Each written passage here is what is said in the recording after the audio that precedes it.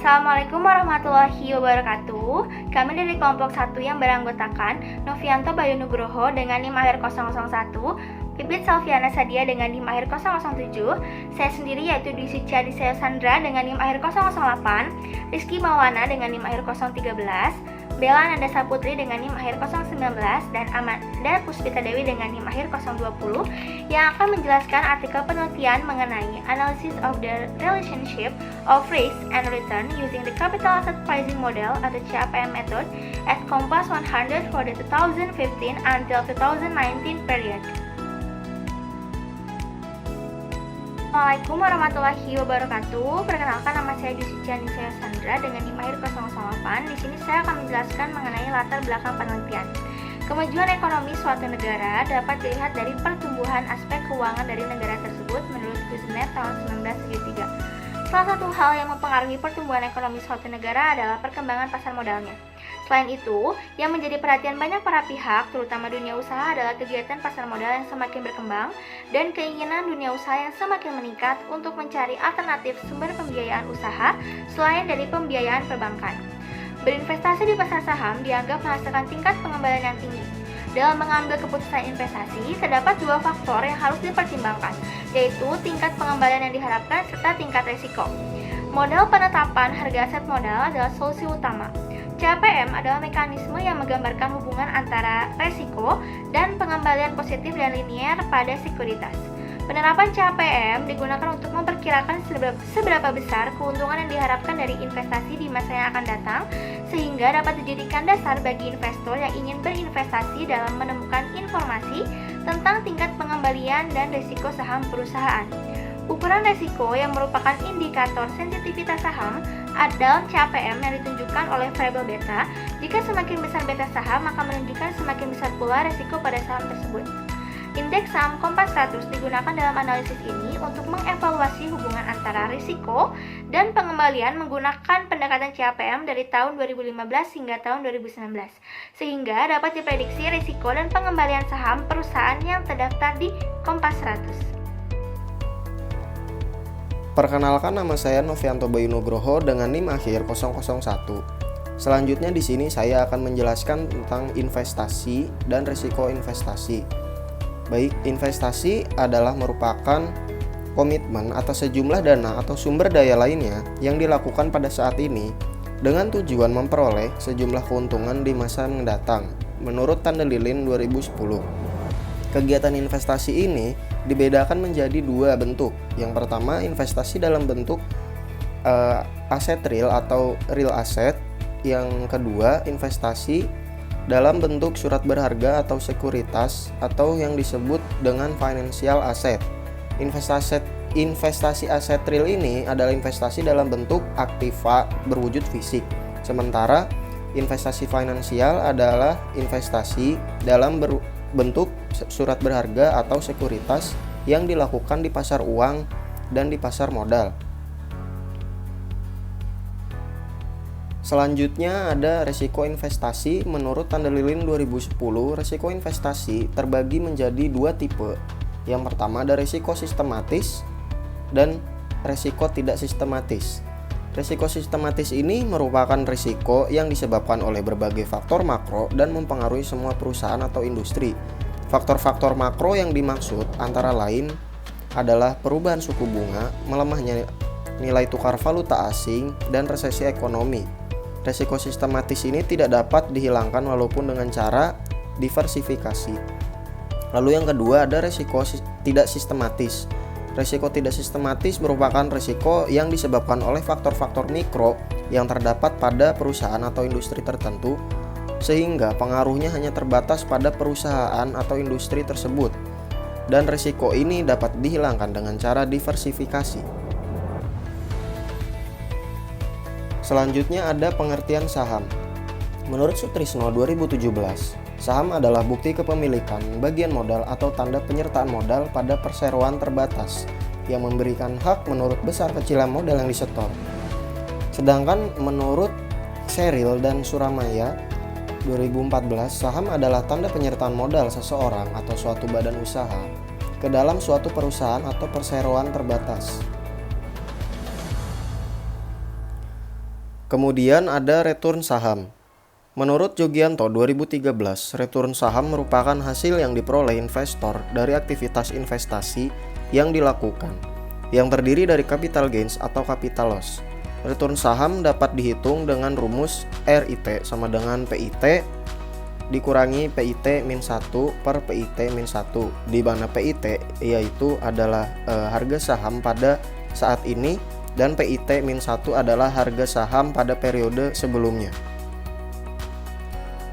Selanjutnya ada risiko saham. Risiko dapat diartikan sebagai kemungkinan return aktual yang berbeda dengan return yang diharapkan. Dalam ilmu ekonomi pada umumnya dan ilmu investasi pada khususnya, terdapat asumsi bahwa investor makhluk yang rasional. Investor yang rasional tidak akan menyukai ketidakpastian atau risiko, menurut Nurmala 2017. Hubungan tingkat risiko dan return yang diharapkan risiko dapat dibedakan menjadi dua menurut Fahmi 2012, yaitu ada risiko sistematis dan risiko tidak sistematis. Risiko sistematis adalah risiko yang tidak bisa didiversifikasi atau dengan kata lain risiko yang sifatnya mempengaruhi secara menyeluruh. Risiko tidak sistematis yaitu hanya membawa dampak pada perusahaan yang terkait saja, misalnya faktor struktur modal, struktur aset, tingkat likuiditas, tingkat keuntungan, dan lain sebagainya.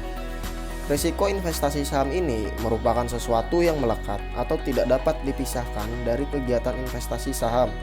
Rencana investasi sebaiknya bukan hanya memikirkan soal keuntungan, tapi juga risiko yang menyertainya. Baik, selanjutnya saya Bella Ananda Saputri dengan NIM akhir 019 akan melanjutkan presentasi mengenai Capital Asset Pricing Model atau CAPM, di mana CAPM ini menurut Tanda Lilin tahun 2010 merupakan suatu model yang menghubungkan tingkat return harapan pada suatu aset yang berisiko dengan risiko aset tersebut pada kondisi pasar yang seimbang, di mana ukuran risiko yang merupakan indikator kepekaan saham dalam CAPM ditunjukkan oleh variabel beta, di mana semakin besar beta suatu saham, maka semakin besar juga risiko yang terkandung di dalamnya. Nah, adapun persamaan untuk metode CAPM ini, yaitu ERI sama dengan RF plus ERM min RF dikali BI. Nah, kemudian adapun asumsi-asumsi CAPM ini menurut Tanda Lilin tahun 2010. Yang pertama yaitu semua investor mempunyai distribusi probabilitas tingkat return di masa depan yang identik. Kemudian yang kedua yaitu semua investor yang mempunyai satu periode waktu yang sama. Kemudian yang ketiga yaitu semua investor dapat meminjam atau borrowing atau meminjamkan atau lending uang pada tingkat return yang bebas risiko atau risk free rate of return. Kemudian yang keempat yaitu tidak ada biaya transaksi. Yang kelima tidak ada pajak pendapatan. Yang keenam tidak ada inflasi. Yang ketujuh semua investor adalah price taker. Dan yang kedelapan yaitu pasar dalam keadaan seimbang atau equilibrium. Nah, jika semua asumsi ini terpenuhi, maka akan terbentuk suatu pasar yang seimbang. Kemudian yang selanjutnya yaitu beta pasar, di mana menurut Jogianto tahun 2013 beta merupakan pengukur volatilitas atau volatility return suatu sekuritas atau return portofolio terhadap return pasar. Nah, adapun arti dari besarnya risiko. Yang pertama yaitu beta kurang dari 0, yaitu negatif, yang artinya saham-saham yang berperilaku khusus dan bertentangan dengan pasar modal. Kemudian yang kedua beta sama dengan 0, yaitu artinya setiap 1% perubahan return pasar, maka return saham atau portofolio juga akan berubah sama besarnya mengikuti return pasar.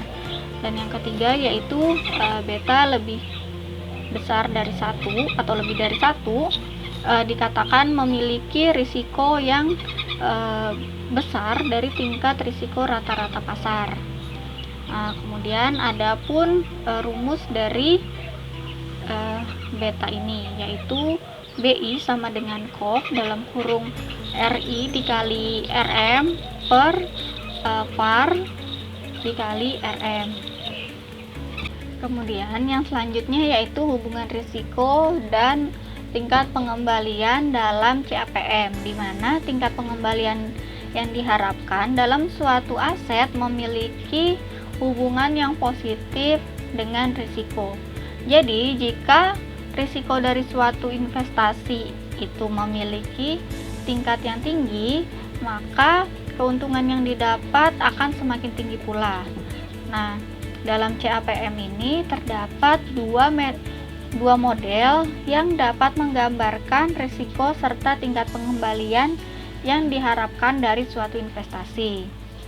Di antaranya yaitu garis pasar modal atau capital market line dan garis pasar sekuritas atau security market line, di mana CML merupakan semua kemungkinan kombinasi portofolio efisien yang terdiri dari aktiva beresiko dan aktiva bebas risiko menurut Hartono tahun 2017.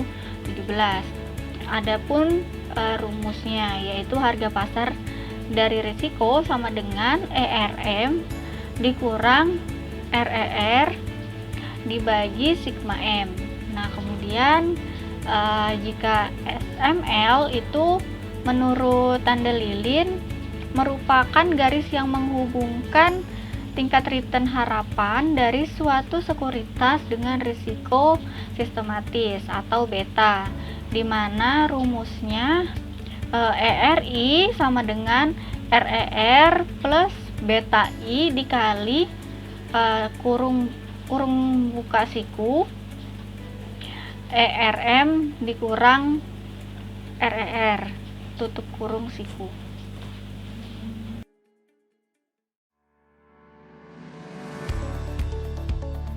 Baik, untuk selanjutnya, perkenalkan nama saya Rizky Maulana dengan NIM akhir 013 akan memaparkan materi terkait dengan metode penelitian yang digunakan pada penelitian ini. Untuk yang pertama yaitu terkait dengan jenis penelitian. Pada penelitian ini menggunakan pendekatan kuantitatif. Peneliti memilih menggunakan pendekatan ini karena dalam penelitian ini, peneliti akan meneliti sampel menggunakan data numerik atau kuantitatif untuk menguji hipotesis statistik yang telah ditentukan. Untuk yang kedua yaitu terkait dengan populasi dan sampel. Populasi yang digunakan dalam penelitian ini menggunakan perusahaan yang terdaftar di Kompas 100 Bursa Efek Indonesia. Kemudian, untuk sampel yang digunakan dalam penelitian ini yaitu datasheet yang terdiri dari 52 perusahaan yang terdaftar di Kompas 100 Bursa Efek Indonesia untuk periode 2015 sampai 2019. Selanjutnya, masuk pada sumber data penelitian. Pada penelitian, terdapat dua jenis sumber data, yaitu data primer dan data sekunder. Data yang digunakan dalam penelitian ini adalah data sekunder yang menggunakan data yang bersumber dari catatan yang berada pada sebuah instansi dengan mempelajari buku-buku yang ada hubungannya dengan penelitian. Data sekunder yang didapat berasal dari Kompas 100 yang terdiri dari 52 perusahaan yang dijadikan sampel terdaftar di Kompas 100 selama 4 tahun dari 1 Januari tahun 2015 sampai 31 Desember tahun 2019. Data yang didapatkan berasal dari data yang dipublikasi pada Bursa Efek Indonesia. Untuk yang keempat, yaitu terkait dengan teknik analisis data. Teknik yang digunakan dalam penelitian ini adalah Capital Asset Pricing Model, yang merupakan metode untuk melihat return dan risiko yang relevan, serta untuk mencari estimasi tingkat keuntungan yang diharapkan oleh investor pada setiap aset apabila pasar modal dalam keadaan seimbang.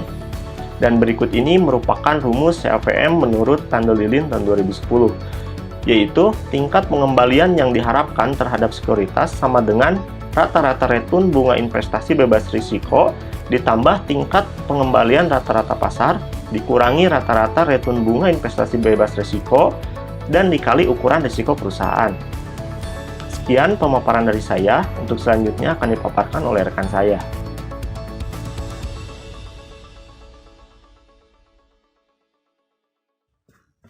Perkenalkan, nama saya Pepe Salviana dengan NIM akhir 007. Di sini saya akan memaparkan beberapa pembahasan.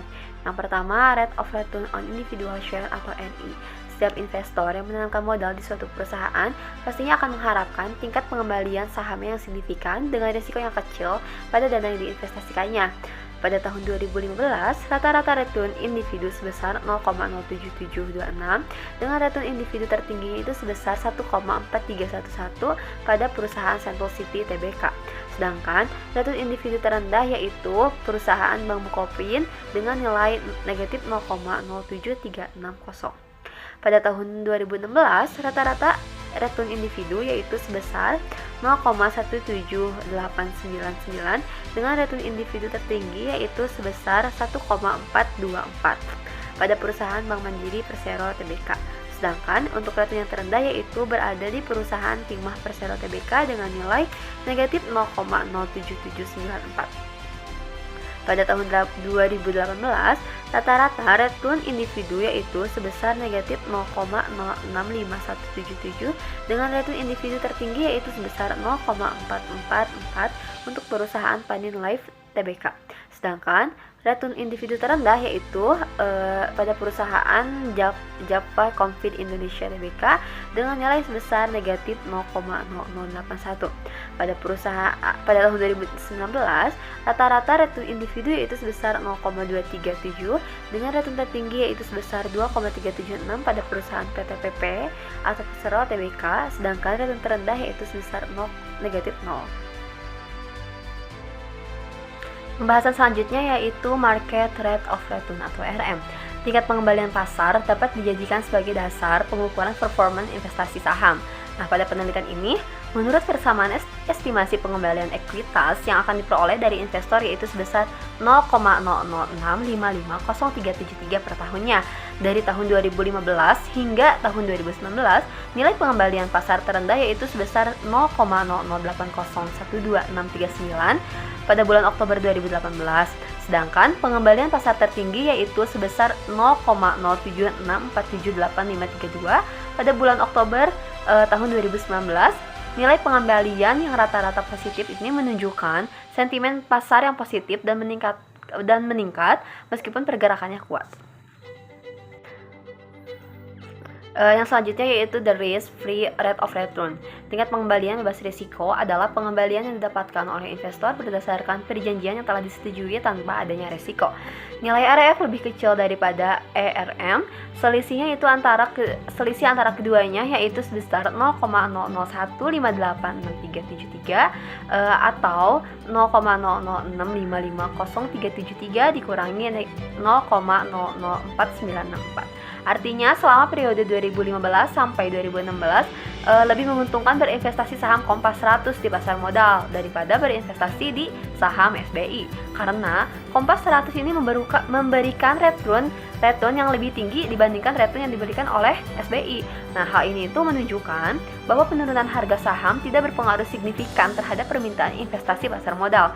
Diikuti juga dengan penurunan suku bunga SBI pada tahun 2016. Sekian dari saya, selanjutnya akan dipaparkan oleh rekan saya. Terima kasih.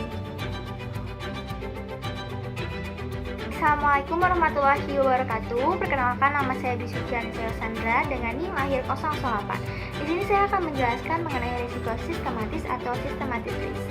Koefisien beta dari suatu saham menunjukkan risiko sistematik sekuritas atau portofolio terkait dengan risiko pasar.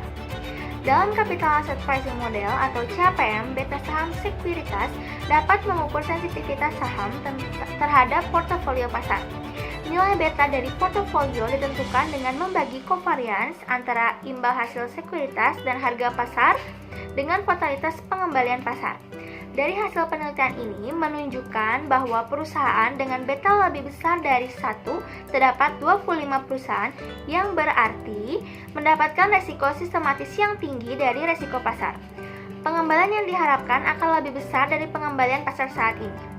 Perusahaan dengan beta lebih kecil dari 1 terdapat 27 perusahaan yang berarti bahwa perusahaan tersebut memiliki risiko sistematis yang lebih dapat diabaikan daripada risiko pasar.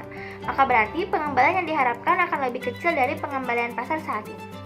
Saya akan menjelaskan mengenai pengembalian yang diharapkan atau expected return. Investor dapat menghitung hubungan antara risiko dan pengembalian dengan menggunakan pendekatan Capital Asset Pricing Model atau CAPM untuk mengevaluasi peluang investasi yang layak berdasarkan perkiraan sebelumnya.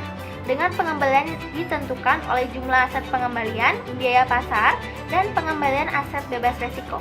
Dari penelitian ini dapat disimpulkan bahwa dengan menggunakan pendekatan CAPM menunjukkan hasil PT Energi Mega Persada TBK memiliki indikasi tingkat laba CAPM sebesar 0,548336 dan tingkat resiko sebesar 2,149814 dengan tingkat resiko tertinggi di antara 52 sampel perusahaan.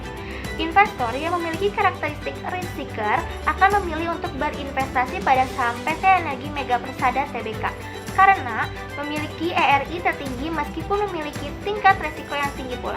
Investor dengan karakteristik tersebut menyukai tingkat risiko yang tinggi dengan tingkat pengembalian yang tinggi pula. Sedangkan yang memiliki tingkat keuntungan terendah adalah PT Astra Agrolestari Tbk, yaitu sebesar 0,012255 dengan tingkat risiko sebesar 0,028846, yang merupakan tingkat risiko terendah di antara 52 sampel perusahaan. Investor yang memiliki karakteristik risk averter akan memilih untuk berinvestasi di PT Astra Agrolestari Tbk.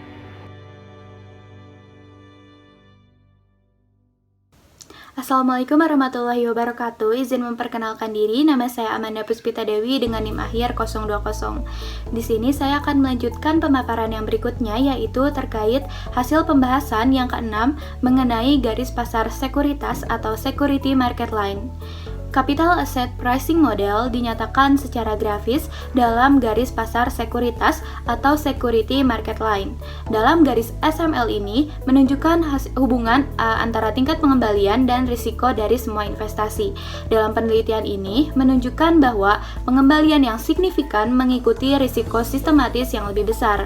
Demikian juga risiko sistematis yang lebih rendah disertai dengan pengembalian yang lebih rendah pula. Garis pasar pertahanan atau Defense Market Line mengacu pada hubungan antara risiko dengan pengembalian. Berdasarkan hasil penelitian ini, dengan menggunakan metode CAPM, terdapat hubungan antara risiko dengan pengembalian. Jumlah pengembalian atas transaksi lain akan berada di garis pasar pertahanan berdasarkan beta mereka. Semakin tinggi nilai beta, maka semakin tinggi pula estimasi tingkat pengembalian investasinya. Berikutnya, hasil pembahasan yang ketujuh yaitu mengenai pengelompokan stok yang efisien atau efficient stock grouping. Saham yang efisien adalah saham yang memberikan tingkat pengembalian atas saham perusahaan yang beredar lebih tinggi daripada tingkat pengembalian yang diharapkannya, atau RI lebih besar dari ERI. Terdapat 33 perusahaan dengan keputusan under value. Hal ini berarti jika sekuritas under value, maka imbal hasil atas saham sebenarnya lebih tinggi daripada perkiraan tingkat pengembaliannya. Saham yang mengalami under value harus dibeli atau dipegang oleh para investor karena harganya akan naik mendekati harga wajarnya. Sementara pada 19 perusahaan lainnya mengalami overvalue. Saham yang dinilai terlalu tinggi berarti bahwa tingkat pengembalian individunya lebih rendah daripada pengembalian yang diharapkannya. Saham yang dinilai terlalu tinggi ini tidak boleh dibeli atau saham harus dijual. Berikutnya yaitu hasil pembahasan yang terakhir mengenai hubungan antara risiko dan pengembalian dengan metode CAPM atau the relationship between risk and return with the CAPM method.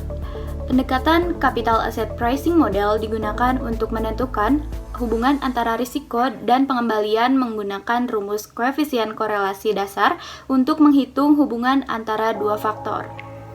Berdasarkan hasil penelitian dengan menggunakan output person correlation, dapat dilihat bahwa terdapat hubungan yang erat antara return dan risiko.